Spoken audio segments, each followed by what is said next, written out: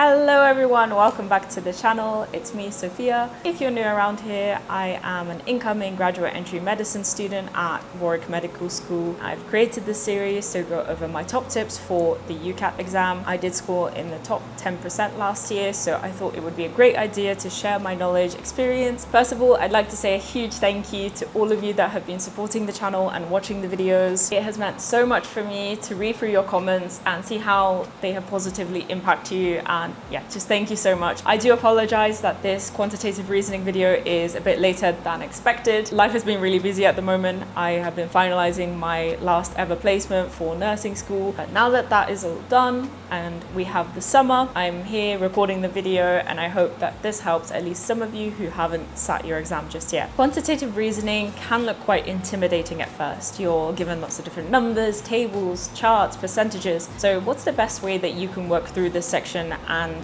maximize your marks? For the UCAT, you have 36 quantitative reasoning questions to answer in 26 minutes. That gives you roughly 43 seconds per question. But realistically, you need to remember that you shouldn't be allocating 43 seconds exactly to every single question, because some you should work through quicker than others. Your job is to maximize and collect all of those accessible marks. Manage to get all of those easy marks and you'll lift your score up a lot. In this video, I'd like to discuss the maths topics that matter, the calculator, when to skip, how to read tables properly, and how to properly review your practice so you can improve your score. I also have a playlist which is linked above here in the video where you can check out the other sections. First of all, stop treating QR like it's a school maths exam. QR is mainly testing your problem solving and your time management skills. You're not expected to know any advanced mathematics. Most questions will be quite familiar. They might be going over things like ratios and percentages, rates, conversions, graphs.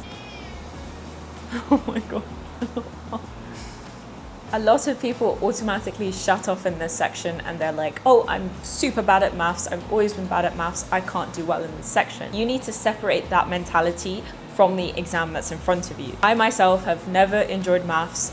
I have always struggled with maths and found it very difficult. However, I managed to shut off that mentality before going into the exam and approach it in a completely different way. Your mentality will not just impact your exam, it will also impact how effectively you revise. You don't need to be exceptional at maths, but you do need to recognize a small set of reoccurring question types and know how to answer them properly. At the start of your prep, you should focus on practicing the topics separately. First, start doing a set on percentages, then move on to ratios. Then you can look at speed, distance, and time questions. This will show you whether your issue is understanding or it's time management. If you immediately jump into this section doing timed practice, the only thing you might figure out is that you keep running out of time on questions, but it won't exactly tell you why. If you start out by doing those untimed practice questions for a short period of time, separating those topics, it will allow you to identify what question types you're getting wrong, where are the shortfallings in your knowledge. Are you struggling with ratios? Do you remember the basic maths for that? Could you go over that? Could you practice that before jumping into those timed questions? Or is it that you're doing percentage questions and you know the maths 100%, but you're wasting a lot of time? That moves on to building those core skills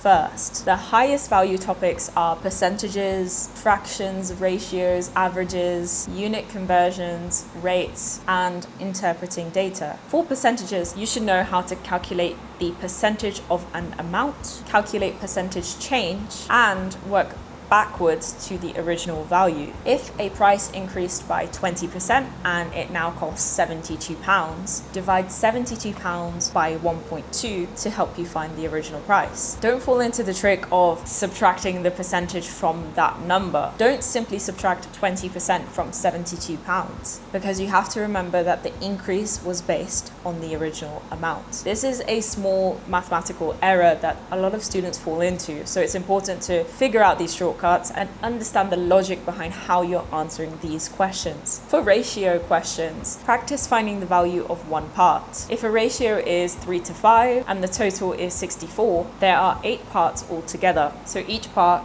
must be worth 8. I really suggest keeping a short formula page. This will allow you to familiarize yourself and memorize these formulas. Once you go into your exam, you'll be an expert at it. You can use this page of formulas that you'll regularly encounter during QR, test yourself throughout your revision. By the end of your practice, you should be able to recognize, use them, and rearrange them as necessary. I can't stress how important it is to master using the UCAT calculator. If you didn't know, in the UCAT, you'll be given an on-screen calculator. Being able to use this calculator smoothly is a separate exam skill, so make sure you practice before your exam. When I was doing my practice, I found it useful to have a monitor and also a keyboard, just a standard office keyboard and a mouse, so I could simulate that practice environment. This allowed me to familiarize myself with those keyboard shortcuts and how to apply them to the calculator. Using a physical keyboard with a number pad is really helpful. I really recommend just opening up that simulated calculator, so either on Medify or on the UCAT website, entering calculations, clearing mistakes. The goal is for you to primarily focus on using that keyboard. If you're constantly fidgeting with your mouse, you're wasting like milliseconds that add up. The official UCAT test uses keyboard shortcuts. Use the official UCAT tour tutorial to help familiarize yourself with this. I'll also link some YouTube videos in the description that I personally found helpful when I was preparing and that helped me familiarize myself with those shortcuts and using the keyboard appropriately.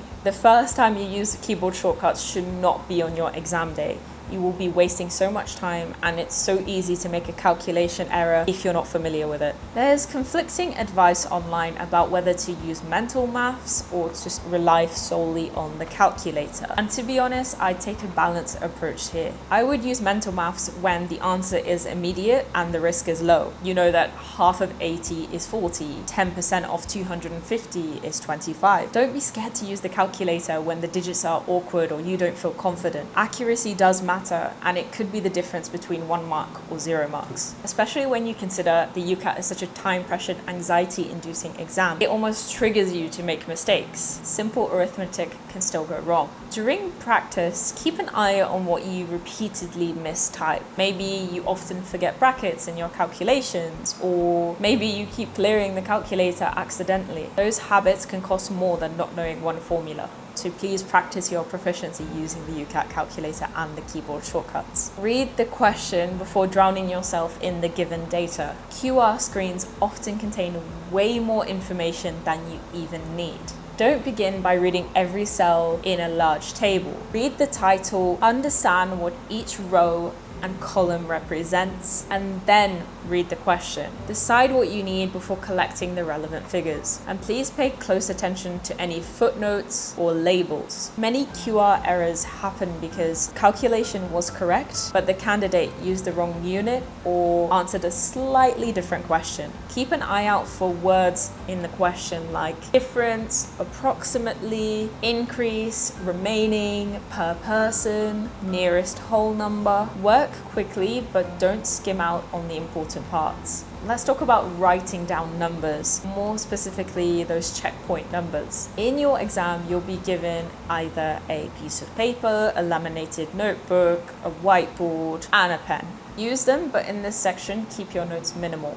If a question has several stages and might seem convoluted, write down the intermediate answer. For example, if you calculate a total cost before dividing it between 6 people, record that total. This stops you from holding a long decimal number in your head and potentially getting it muddled. And this will also help you on the next question if it requires the same figure. If 2.4 hours becomes 144 minutes, keep that number visible and write it down. Do not copy the whole question and the whole working out into your notebook. Use short labels and numbers that prevent repeated work. For geometry style questions, make sure you do a little quick sketch. A rough shape with the known lengths marked can stop you from making mistakes or mixing up those dimensions. It doesn't need to be perfect or neat. It just might need to be a scribble somewhere to put that information so it doesn't get stuck and jumbled in your head.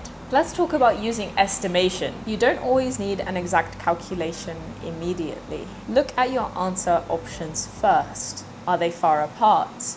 Could you estimate the result and then eliminate most of them? If something costs about £50 and you're buying roughly 20, the total should be around £1,000. Answers of £100 or £10,000 could easily be removed there without lots of working out, because you're using the process of elimination along with your estimation skills. Rounding can also be useful, especially when the question asks for an approximate value. If your estimate is around 300 and then the calculator gives you something like 3,000, check your calculator, clear it, and make sure there's no other errors at play. You will make mistakes in practice, most definitely, and that is how you learn. And you may even make a couple in your actual exam. But what matters most is how you recover from those mistakes. If your answer is not one of the options, check the likely causes first. Did you use the wrong unit? Did you enter a percentage incorrectly? Did you miss a bracket? Did you calculate the total when the question actually asked for the difference? Don't automatically redo every single line of calculation from the beginning, because that will just waste time. Use your detective skills to figure out where you may have gone wrong. Oftentimes it's simple mistakes that lead us down the wrong paths with this. Sometimes you can also work backwards from the provided options. Sometimes an estimate will show you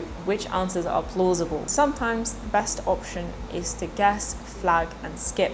Always stay focused on the next mark. If you're not confident with this question or you keep getting it wrong, don't waste too much time on it. Just guess it, move on, and let's see how you can restart and regain marks in the following questions. One messy question should never impact the next 5. Let's talk about practicing in stages. Start off by learning those common topics without strict timing. This will give you a chance to understand what baseline knowledge you already have, how well you are performing with this mathematics, and if there's any gaps in your knowledge that you need to fill before moving on to timed questions. Make sure you understand the methods. After establishing that knowledge and understanding, you can move on to timed question sets. This is where you start practicing your calculations, your estimations, deciding whether to skip. Then you can move on to doing full QR sections. When you get to the stage, make sure to try and simulate the exam conditions as much as possible. Use a desktop or a laptop, a keyboard with a number pad. That will really help you to emulate all of those exam conditions, and honestly, it will give you an advantage in my experience. Nearer to your exam, start using the official UCAT question banks as well as the mock papers. These are designed to represent the live test. And after you complete either the question banks or the mock, make sure you thoroughly review your answers. This will allow you to identify where you're getting things wrong. Reviewing is the most important section of your revision. If you're able to keep a tally of what question types you keep getting wrong, this will enable you to target those specifically and focus your energy on maximizing your marks. Doing loads and loads of questions over and over again, hoping to improve your score, will not help. The only thing that will help is once you identify where your errors are happening, how you're losing those marks, and how you can go about fixing that. Once you know that, oh, I keep getting my ratio questions wrong, and why do I keep getting them wrong? Am I running out of time? Am I just not understanding the maths behind it? Then you can go away, do some studying on that, focus your energy on that, and that's how you're going to maximize your score. No matter how many questions you do, if you keep repeating the same mistake, it's not going to benefit you long term. On a closing note, I'd like to say that there's loads of amazing walkthroughs of these sections of the UCAT available online. I'm going to link below some of the YouTubers I watched when I prepared, and I found their videos extremely helpful, especially when it came to breaking down individual question types. I think that using YouTube is a great way to revise, but make sure that you are dedicating that solo practice time to your question banks and your mock papers as well. The fact that you're even on YouTube watching these videos, trying to improve your scores, reaching out for help is an amazing sign. It shows that you're a dedicated student and you're a candidate that's willing to put in the work and really maximize your score. Progress happens through consistency and over time. Identify those mistakes and maximize your score. Thank you again for watching this video. I really appreciate your support. I hope that this helps some of you guys out there, and I hope to see you guys soon. I'll leave a link for my UCAT playlist and my vlogs and other videos on my channel. I really appreciate it if you did subscribe and leave a like. That really helps me out. Thanks for watching, guys. I'll see you later. High five.